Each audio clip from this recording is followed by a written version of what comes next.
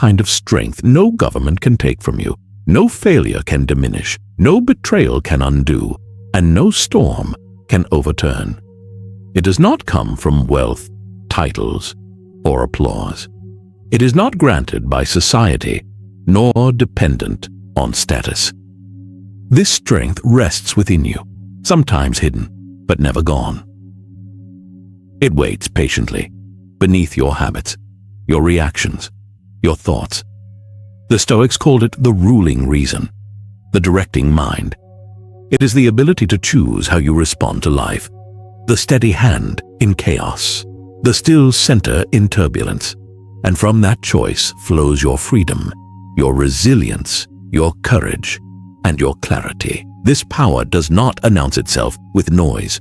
It whispers in quiet moments. It appears in each decision. It stands behind every action and asks one simple question: will you use me?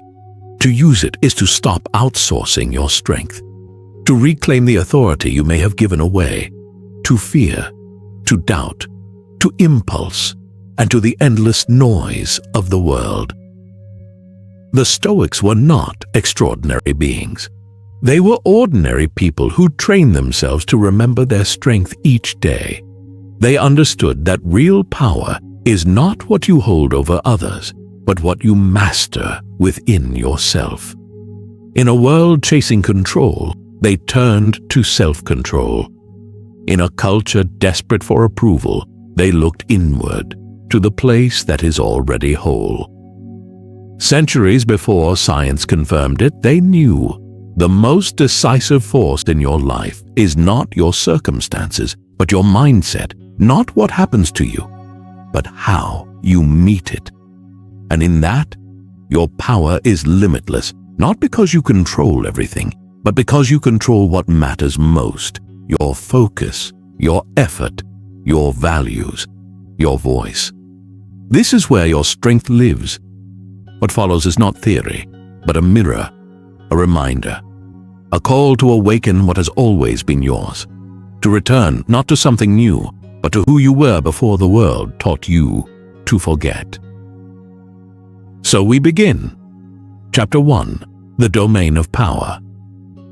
The first principle of Stoicism is to draw a line, a clear line between what is within your control and what is not. Epictetus, once a slave and later a philosopher, opened his Enchiridion with this very truth.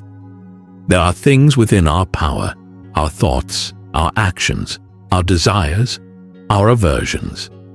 And there are things forever beyond it, the behavior of others, the weather, the past, and the inevitable course of life. To waste energy on what you cannot command is not only unwise, it is disempowering, like trying to sail a boat by shouting at the wind, hoping it bends to your voice. Most people, without noticing, spend their days wrestling with things they cannot touch. They complain about circumstances, gossip about others, or fixate on outcomes beyond their reach. For a moment, it feels like relief, like pressure escaping a valve. But in truth, it drains energy and gives nothing back. It is the illusion of action, noise in place of impact. It is movement without momentum, frustration disguised as control. We rage at traffic, we replay someone's rudeness, we fill our minds with what they said, what they didn't say, what we cannot change. We revisit old arguments and disappointments, scratching at wounds as if irritation could make them heal. And so days slip away, months, even years. Energy is spent in realms we were never meant to govern. Attention is surrendered to the past, to illusions of control. This is how strength leaks quietly away, how sovereignty is given up without notice, and peace dissolves without protest. Yet the truth remains. Our power has not disappeared. It has only been misplaced. Our clarity has not died. It has only been buried beneath distraction and noise. The world's urgency, its chaos, its storms. These invite us to forget ourselves. The Stoic refuses. The Stoic remembers. They gather their attention as if reclaiming a sword buried in stone. Life will always send winds of change and resistance. Storms will rise, expectations will fail, people will disappoint, plans will collapse. None of this can be commanded, but the sails can still be set. The hand can be trained to steady the rudder. The course can be adjusted with calm and precision. This is the work of the Stoic, not to curse the storm, but to learn from it, not to take misfortune as personal, but as instruction. Every gust of wind becomes a teacher. Every unexpected current, an invitation to grow patience, adaptability, and presence. Where others see resistance, the Stoic sees refinement. Where others resist reality, the Stoic learns to move with it. They do not beg for calmer seas. They do not demand a softer world. Instead, they ask themselves, what strength can I build here? They seek virtue, not validation, harmony, not control. This is not weakness nor resignation. It is the fiercest freedom. For the Stoic is never diminished by challenge. They are sharpened by it. The Stoic does not collapse under stress. They refine. Pressure makes them clearer, steadier, more deliberate. The noise outside is met by the order within. They return to the only place where power truly resides, the self. And that is the beginning of strength, refusing to give it away, no matter the circumstance. Each time anger rises over what cannot be changed, power slips into chaos. Each time we try to bend others to our will, we abandon the one person we were entrusted to lead, ourselves. To attempt to rule the world without ruling the self is like building a castle on sand. It may look impressive for a season, but it will not endure. The foundation is missing. Your true domain is your own mind. Your thoughts, your responses, your choices. These are the levers of power. This is the seat of your empire. And unlike worldly kingdoms, it expands the more faithfully you govern it. The more aware you become of your thoughts, the more deliberate your actions. The more intentional your responses, the steadier your hand on the course of your life. Discipline strengthens it. Wisdom steadies it. Intention protects it. Presence keeps it alive. Focus secures it like a fortress. This is the one realm in which you already hold kingship. And when you learn to lead yourself with clarity and honor, the storms may shake the world, but your strength will stand. It will not merely endure, it will shine. And in that quiet radiance, others may find their own path. Not because you controlled them, but because you showed what self-mastery looks like. True power is not dominance. True power is direction. And when that direction begins within, it inevitably shapes the world around you. Chapter 2. Perception is Power. Marcus Aurelius once wrote, "If you are pained by an external thing, it is not this thing that disturbs you, but your judgment about it, and it is in your power to wipe out that judgment." What a radical reminder. The world does not disturb you. Your interpretation does. The power is not in the event, it is in your response. Pain, fear, shame, frustration. These are not automatic. They are not inevitabilities. They are the result of perception. This does not mean you must suppress what you feel, nor deceive yourself. It means you are invited to question the stories beneath your emotions, the narratives you may have carried unquestioned for years. When someone insults you, do you instantly assume they have struck your worth? Or do you pause long enough to notice that their words may reveal more about their own pain than about your value? Through what lens are you looking? One you have chosen, or one that was handed down to you? And if it was inherited, can you examine its cracks, its assumptions, and perhaps exchange it for something truer, something that strengthens rather than diminishes you? The Stoics understood Wisdom begins with reframing before reacting. They taught us to examine the lens before we judge the scene. Perception is a filter, and you are free to choose which one you see through. You can train yourself to notice what lies within your control, to expect hardship rather than resent it, to welcome resistance as a teacher, to separate fact from interpretation. Ask yourself, what story am I telling right now? Does it rest on truth or on habit? Does it bring me peace or steal it from me? You are not bound to believe every thought you think, especially those shaped by fear, pride, or old wounds. Perception is not fixed. It is a stance of the mind. It can be trained, conditioned, strengthened, just like a muscle. Through repetition, through intention, through practice. To challenge perception is to reclaim the mind, to create space between what happens and how you answer it, to place values above moods, to refuse to let a passing feeling rewrite the story of who you are. You are not what you feel in a moment. You are what you choose again and again to believe and embody. Each day, life offers countless opportunities to interpret events. Each interpretation becomes a brick in the architecture of your mind. Together they build your worldview, your sense of self, the atmosphere of your inner life.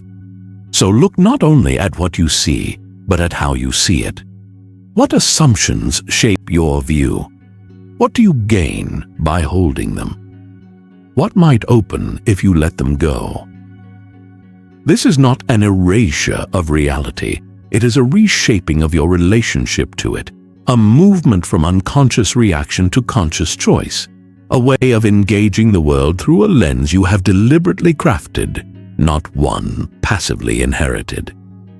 In this way, you begin to see with clarity, not just with comfort. For comfort often hides in illusions, that life should unfold according to your wishes, that others should bend to your will, that struggle is unfair. Clarity, by contrast, sees what is.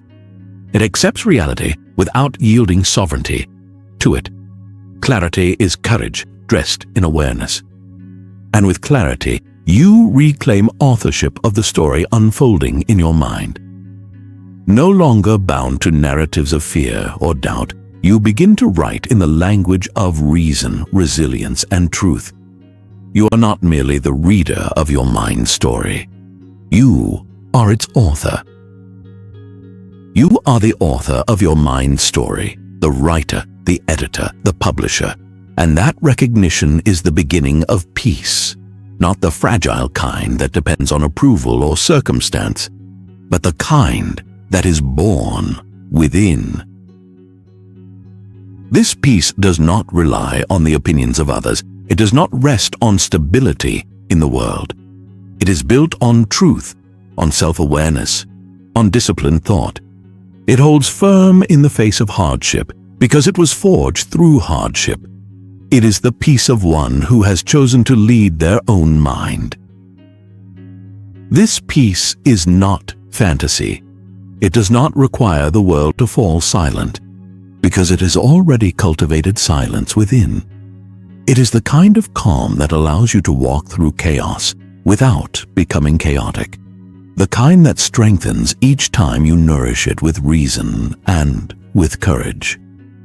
Like a muscle, peace grows through deliberate practice, through chosen perception, through the decision to remain grounded no matter the storm.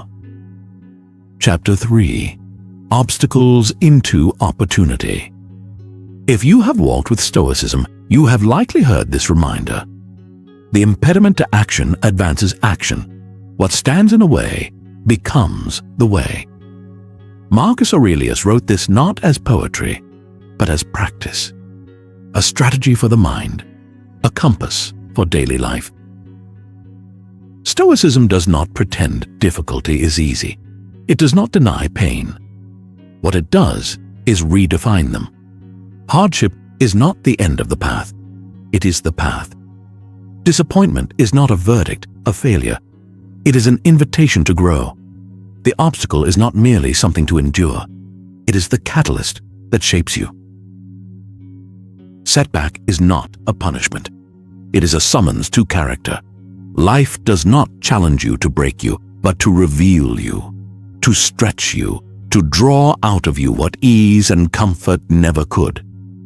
You are not the victim of your struggles. You are the expression of how you meet them. Each response is a step in your own becoming. Each decision under pressure is a declaration of who you are. Each time you rise, you redefine strength, not by avoiding resistance, but by moving through it. The Stoic does not see obstacles as interruptions, but as part of the training ground of life.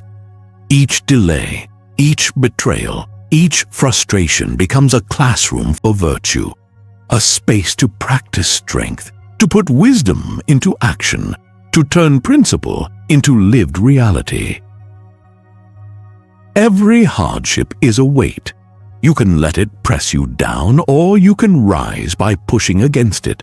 Just as the body is strengthened through resistance, the soul is fortified through challenge. What first appears as burden often conceals the blueprint for growth. What feels like pressure often hides potential. Every trial becomes an invitation to practice the virtues: courage, temperance, justice, wisdom. These are not abstract ideals.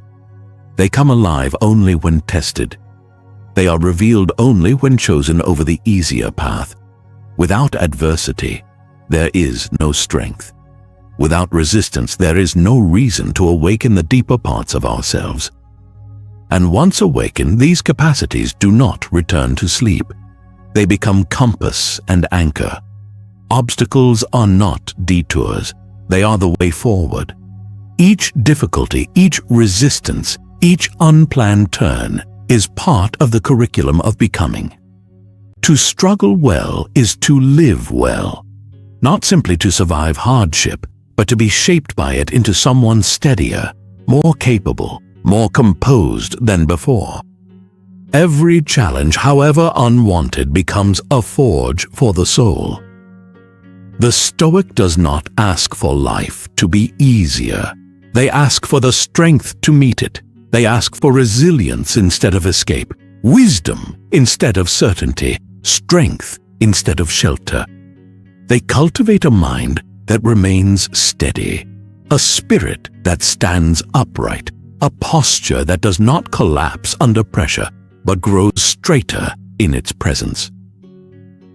They do not wish away problems, because problems are not proof of misfortune. They are invitations to grow. The Stoic steps into them not because the struggle is pleasant, but because the struggle refines. They know true power is not in what happens, but in who they become because of it. The storm does not diminish them.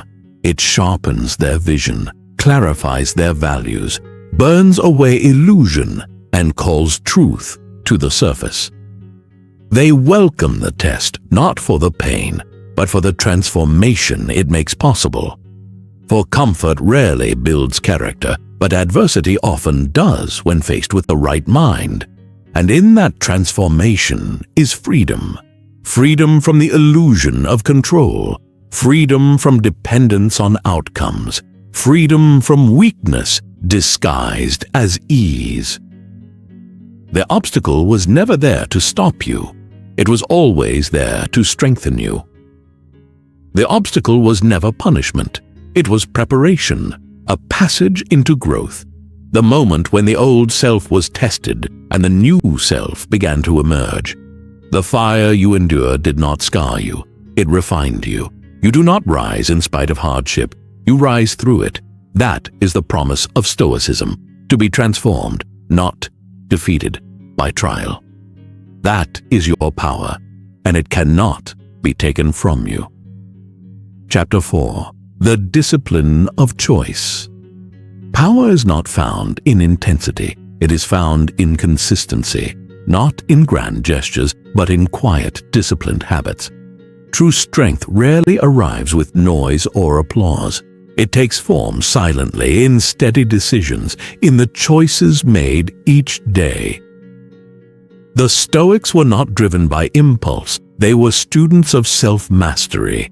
They knew that the strongest muscle is the will, and like a flame, it must be guarded and trained daily. Left untended, even the strongest intentions fade, which is why discipline begins with choice. Not extraordinary choices, but ordinary ones. Do you rise when the alarm sounds, even when no one would judge you for staying in bed? Do you choose silence over gossip, patience over impulse, truth over convenience? Do you keep promises you've made to yourself when they are no longer easy, when no one is watching, when the temptation to quit whispers softly? These are the hidden battlegrounds of discipline, the quiet tests that prepare you for louder trials. Strength is not forged in the crisis, it is revealed there. It is built long before in the ordinary hours, when repetition carves it quietly into character. When you repeat the right action, unseen, uncelebrated, you become the kind of person who can stand steady when everything else is shaking. You rehearse stability. You practice strength. The Stoic does not act with purpose once. They act with purpose daily, not only when it is convenient or inspiring, but especially when it is not, when it is tiring, when it feels unrewarding, when cutting corners would be easier. They understand that greatness is not born in moments of ease, but in the persistence that continues unseen. Seneca wrote, "Most powerful is he who has himself in his own power." The true Stoic is not ruled by hunger or laziness or ego. They are ruled by reason, not abstract reason, but reason tested, embodied, and practiced until it becomes instinct. And this is not achieved by theory alone. It must be rehearsed again and again, in small decisions that seem unremarkable but shape the soul. While others chase comfort, the Stoic seeks alignment. They train the inner voice to speak with clarity instead of confusion, with calm instead of panic. They build the reflex to choose what is right over what is easy, so often, so consistently, that virtue becomes their natural compass. Their strength is not an accident. It is deliberate, brick by brick, decision by decision, day by day. Discipline becomes their declaration of sovereignty, the quiet act of planting a flag in the soil of life and saying, "I am responsible. I will lead myself. I will steer this course. I do not hand my outcomes to chance or complaint." Discipline may not appear glamorous, but it is always powerful. Each time you resist distraction, you honor your own strength. Each time you choose intention, you strengthen your foundation. You do not drift aimlessly, you steer. You do not simply react, you respond. You are not carried, you decide. In this way, you become the guardian of your time, the keeper of your peace, the builder of your strength. Unshakable, not by luck, but by choice. Identity is not built in an instant, but through repetition, through awareness, through effort, and in time, those choices settle into something steady, strength. That strength becomes your foundation. That foundation becomes your freedom, and that freedom becomes your legacy. A life shaped not by fortune, but by self-leadership. Chapter 5. Silence is strength. In a world that rushes to speak, silence holds power. In a culture quick to react, restraint is strength. Most seek to be heard, even when they have nothing to say. The Stoic sees differently. They understand the weight of words and the cost of noise. To them, silence is not emptiness. It is presence carried with discipline. They do not need to argue to prove a point, nor retaliate to protect an ego. They have learned the art of holding their tongue and guarding their peace. A sharp word may feel like power, but often it reveals inner disorder. When emotions rise, the untrained shout. They lash out to release tension, but lose clarity in the process. They become prisoners of their impulses. The wise pause. They breathe. They create space between what is felt and how they respond. That space is sacred. It is where freedom lives. The Stoic feels anger, but does not become it. They feel insult, but do not surrender dignity to defend themselves. Silence is not weakness. It is discipline. It is the choice to conserve strength, to spend energy only where it serves what is higher. They learn to wait, to observe the urge without obeying it, to delay the response until reason is ready, and when they do speak, their words carry weight, not as explosions, but as instruments, precise, measured, effective. How many regrets come from words spoken in haste? How many bridges burned, relationships fractured, hearts wounded by a mouth moving faster than the mind? Now think of the quiet strength it takes to stay still when you want to lash out. To hold silence when every part of you wants to release noise. That is not weakness. It is mastery. Real power is not simply the ability to act. It is the wisdom to decide when not to. To hold fire in your hand and choose not to throw it. Your energy is sacred. Your peace is an asset. It fuels clarity, creativity, and endurance. When guarded, it amplifies everything else. When squandered, it leaves you wandering. With peace, you build. With peace, you endure storms and remain whole. With inner stillness, you do more than survive. You begin to see, to plan, to act with clarity. That stillness must be protected as a throne is guarded, as a flame is shielded from the wind. Guard it with awareness, with intention, with care. Nothing is allowed in unless it serves your purpose. Nothing remains unless it strengthens your path. Not every insult deserves a response. Not every disagreement deserves your attention. Not every invitation to conflict deserves acceptance. To decline is not weakness. It is wisdom. When you know what you stand for, distractions lose their pull. The Stoic governs themselves first, and because of this, they rarely need to govern others. Their very presence carries order. They do not need to prove authority. It radiates quietly through composure. Restraint speaks more powerfully than retaliation ever could. Silence becomes a boundary, a signal, a form of strength. It is not indifference. It is sovereignty. It is not passivity. It is control. Train yourself to listen before reacting, to observe before assuming, to wait until emotion settles and wisdom has the floor. Stand as a mountain in a storm, unshaken, steady, enduring. This is not mere silence, it is discipline, the high ground of character, the elegance of restraint, the grace of self-possession. In such stillness, there is a rare kind of power, one that cannot be given and cannot be taken away, a power earned through mastery of self. Chapter 6. Control the inner voice. The most important conversations you will ever have are the ones no one hears. The silent dialogues between fear and courage, between doubt and resolve, between weakness and strength. The Stoics knew this well.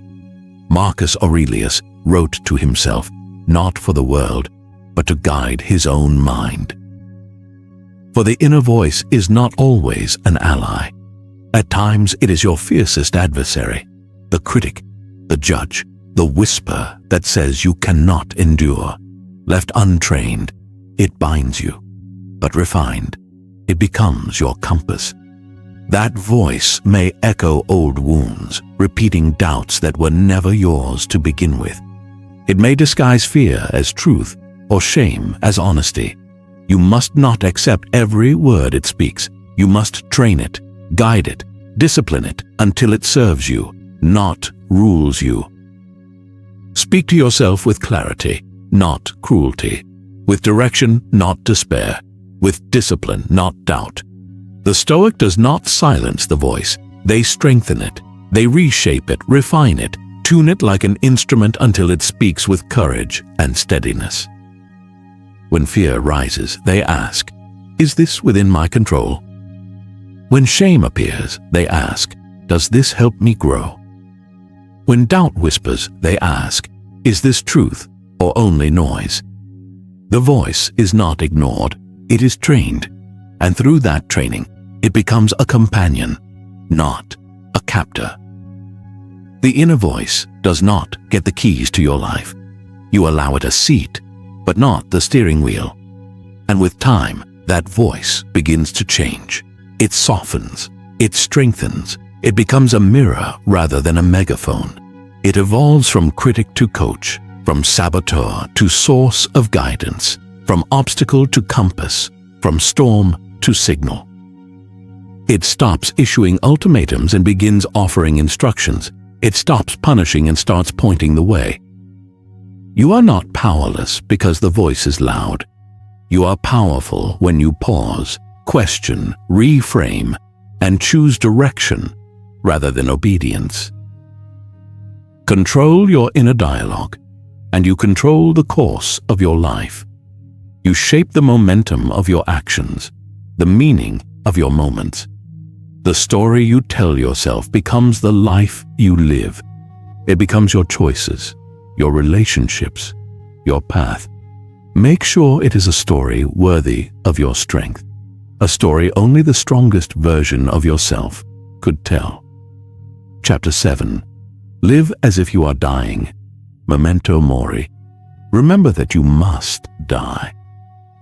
Though it may sound grim, to the Stoics it was a call to live fully, not merely to exist, not merely to endure, but to live deliberately. Death is not a threat. It is a teacher, a clarifier, a compass, a quiet advisor in the background of every wise decision, reminding us not to waste what cannot be replaced. Seneca reminded us that life is long if you know how to use it. Yet how often do we live as though time is infinite? We postpone our dreams, delay growth, defer truth. We say later to what matters, and yes, to what does not. Why? Because we forget the clock is ticking.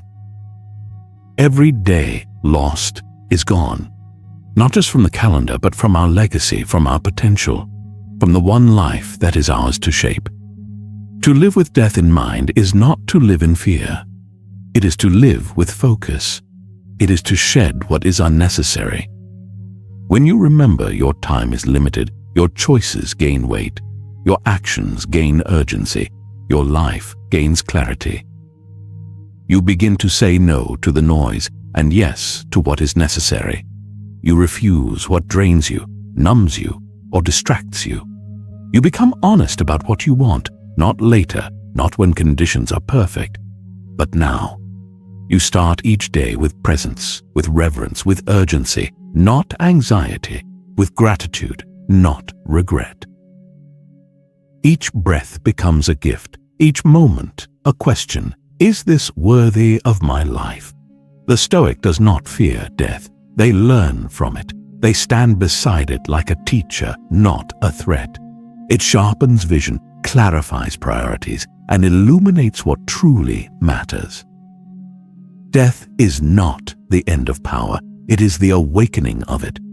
Remembering our mortality allows us to live with intention, to see each moment as significant.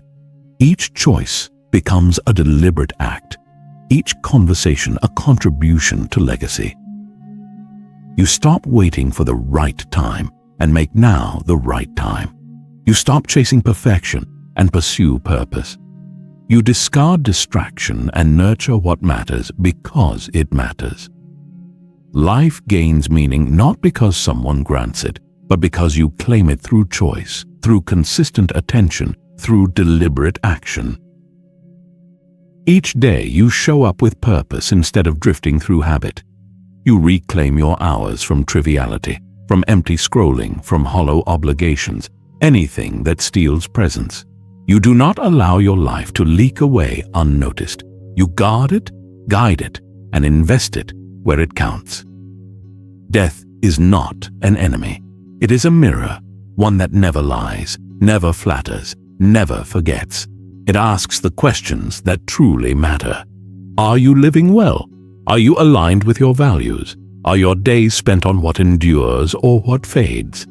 It does not shorten life. It sharpens focus. It does not diminish power. It calls it forth. It does not take meaning away. It demands that you create it. It does not invite despair. It invites decision. Every day becomes another chance to live with intention, to aim higher, love deeper, and act truer. The point of life is not to stretch time, but to deepen it, not to avoid death, but to ensure that when it arrives, it finds you fully alive. Chapter 8. Power in Purpose. The greatest source of resilience is purpose. When you understand why you endure, the how becomes manageable. When you live for something larger than comfort or approval, you become steady, immovable, and clear in your path. You stop flinching at pressure. You stop fearing resistance. Difficulty is no longer something to escape, but something to endure for the sake of something greater. Purpose gives suffering a place. It turns hardship into a forge rather than a grave. The Stoics taught that to live well is to live in accordance with nature, not just the trees and skies outside, but the inner nature of reason, virtue, and duty. True alignment does not come from shaping the world to suit your moods, but from shaping your mind and actions so that you remain upright no matter what happens around you. To live well is to live with meaning, clear, chosen, deeply held meaning. To follow a moral compass rather than a worldly one. To live so that your choices, your words, and your character remain consistent with your principles, not with fleeting emotions.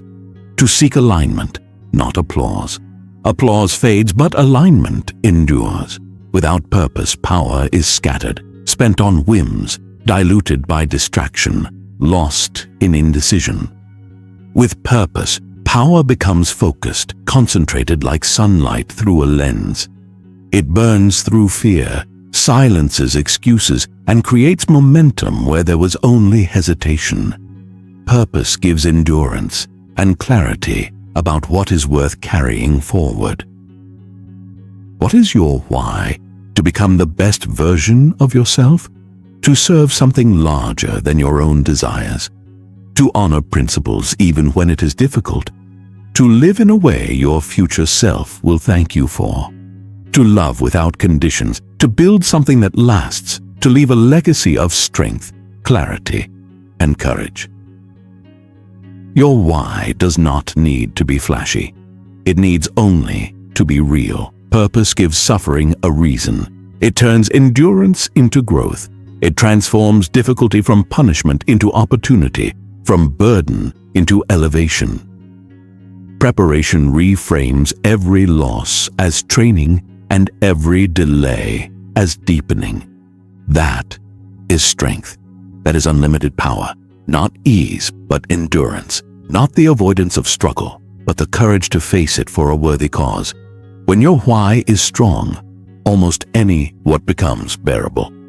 Purpose transforms resistance into refinement. Obstacles become teachers. Failure becomes feedback. Pain becomes productive. Progress becomes personal. With purpose, you are no longer tossed by the winds of doubt. You are guided by an inner compass. You remember why you started. A life without purpose is like a ship without a rudder. It moves, but it lacks direction. It drifts with the current, vulnerable to every tide. A life with purpose, however, has aim, momentum, and meaning. It may face storms, but it does not lose its course. It sails with conviction, learns to course correct, and preserves its vision. Do not crumble under pressure. Calibrate. Find your purpose. Write it down. Speak it aloud. Refine it. Protect it. Let it shape your habits, guide your choices, anchor your routines, and influence your relationships. Let it hold you steady in chaos and drive you through uncertainty. Live it in quiet moments when no one is watching. That is where character is forged, where integrity is built. When purpose is internalized, your power becomes intentional. Not just instinctive, but deliberate. It becomes a tool, a force for impact, a reason to rise again even when the path is hard, especially when it is hard. Purpose does not merely help you survive difficulty. It teaches you how to honor it. Chapter 9. Endure, Transform, Transcend. The Stoic path is not one of comfort, but of mastery. Not mastery over others, but mastery over the self. Over false beliefs carried since childhood, impulsive habits born of fear, and self-sabotaging tendencies disguised as protection. The Stoic walks not to escape the world, but to master the world within. External chaos is inevitable.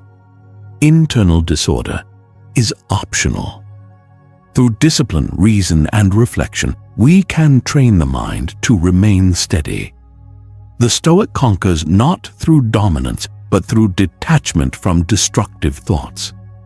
They choose clarity over confusion, meaning over distraction, and presence over panic. Endurance is more than survival. It is evolution, the steady transformation of pressure into power. It is not simply getting through pain, it is rising from it.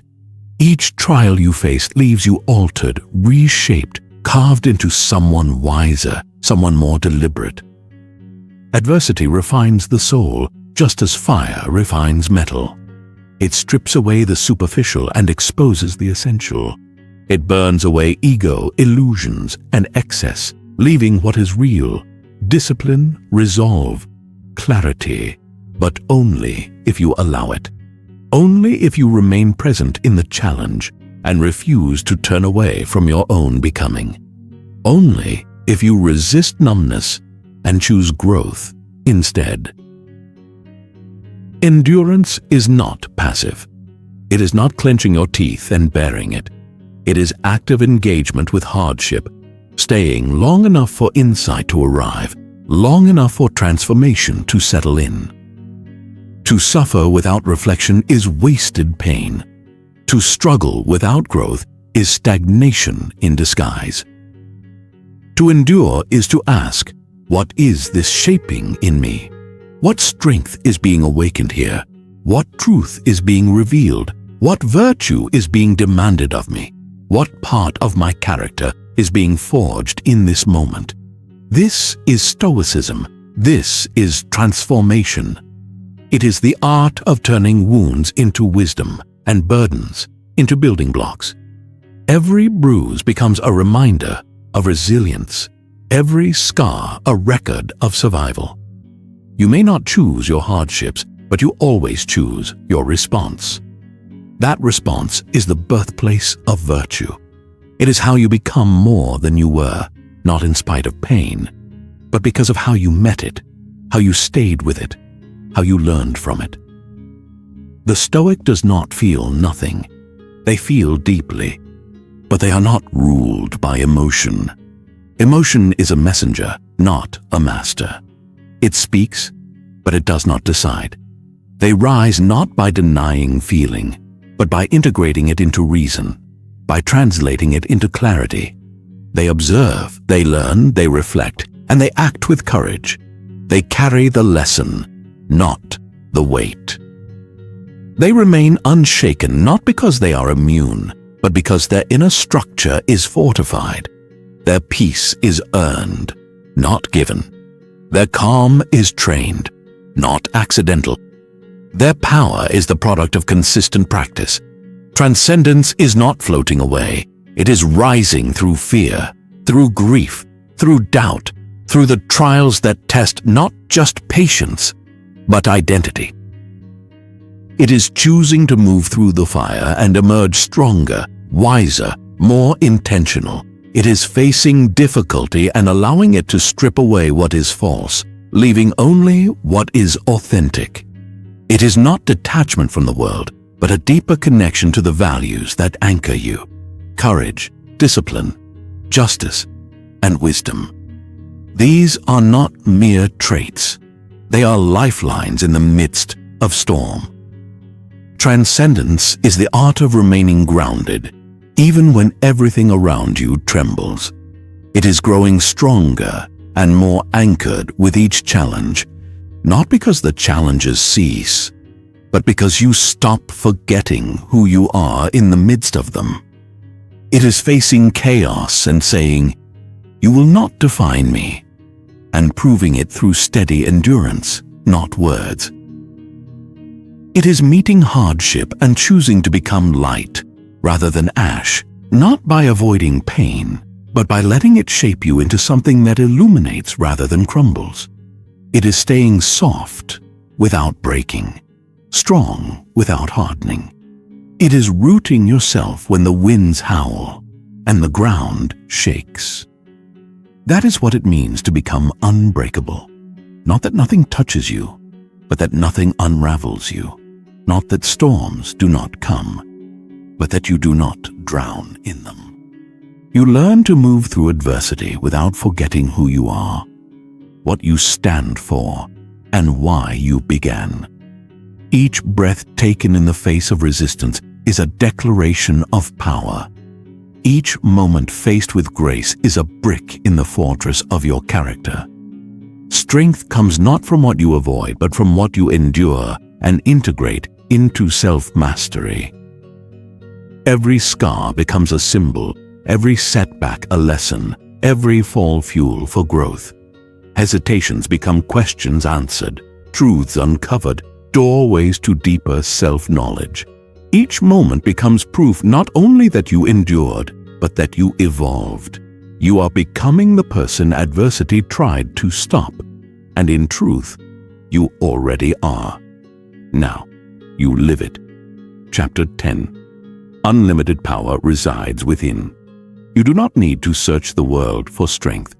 You do not need a sign, a savior, or permission. It has always been there. It was never given.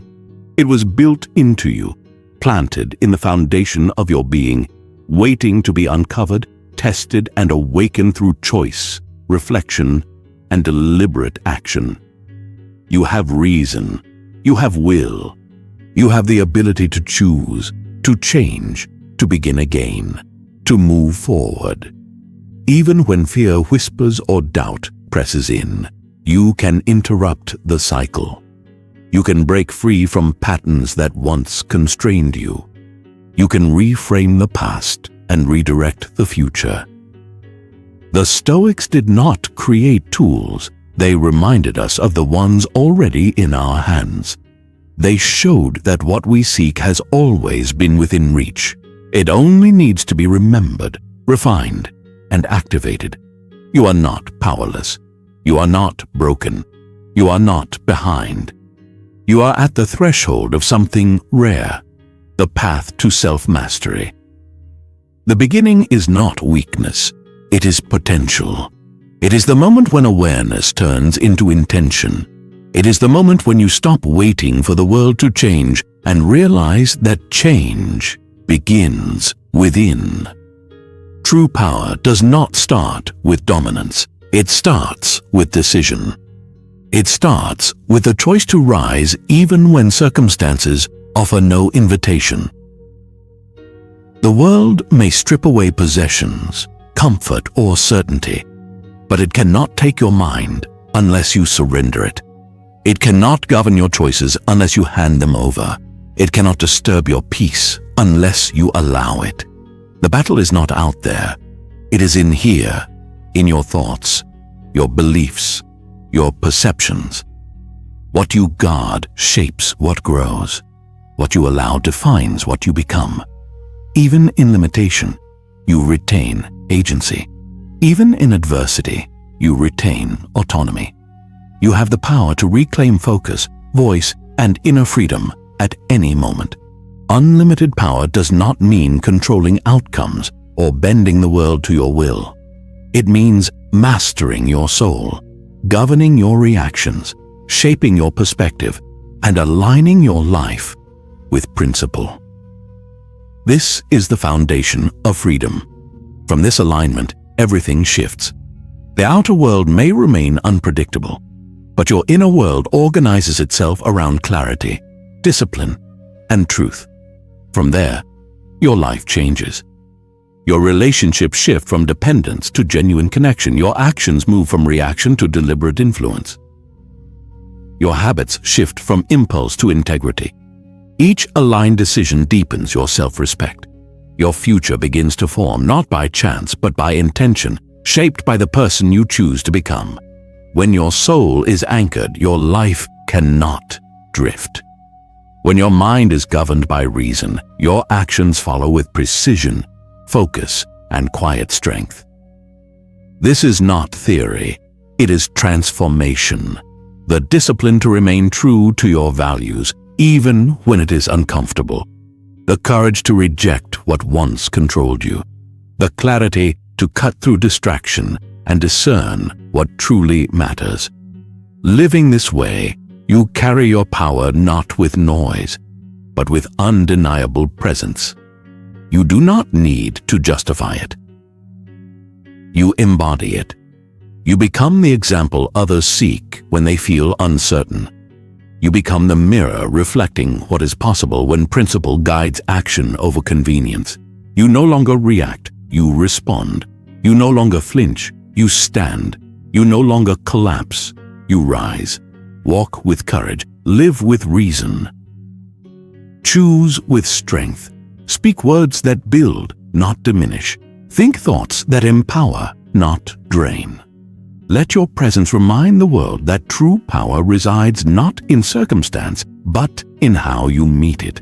Let your decisions declare your sovereignty, proving that fear does not govern your life. Principle does. Let your calm be steady, your boundaries firm, and your focus unwavering. Let your integrity anchor not only yourself, but those you lead and care for. The power is already within you. It has always been. You do not need more. Only less distraction, less hesitation, less doubt.